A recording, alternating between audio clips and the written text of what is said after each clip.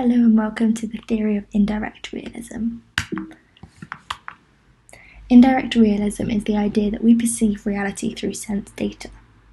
Like direct realism, it argues that there is a reality filled with physical objects, but it also argues that we perceive them indirectly.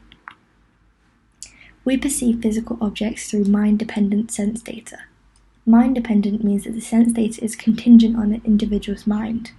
Sense data are caused by and represent physical objects. Now, to explain this better, I think we need a physical object. But first, it's important to know physical objects are mind-independent. This means they are not determined by mind. Sense data is almost a barrier between physical objects and your mind.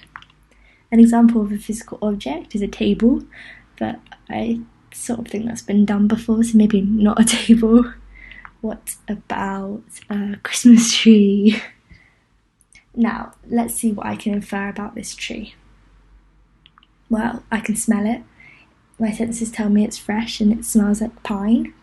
What else? I can see it. My senses tell me it's beautiful and green. I can touch it. My senses tell me it's prickly. Now, all of this I found out about the tree was through my sense data. We perceived sense data immediately and physical objects indirectly.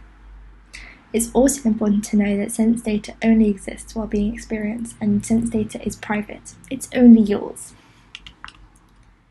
Okay, now, indirect realism seems pretty strong and an understandable argument right now, right?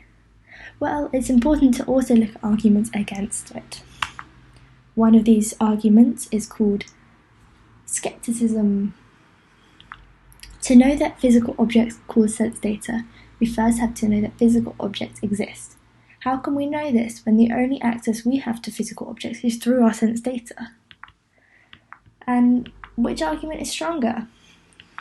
Well, either physical objects exist and cause my sense data, or physical objects do not exist nor cause my sense data.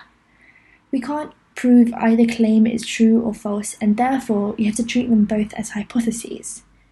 The hypothesis that physical objects exist and cause my sense data is a better and stronger argument. Therefore, physical objects exist and cause my sense data. Sense data is the stronger argument. Now for another and a final objection to indirect realism. Indirect realism means we still have to infer the existence of physical objects.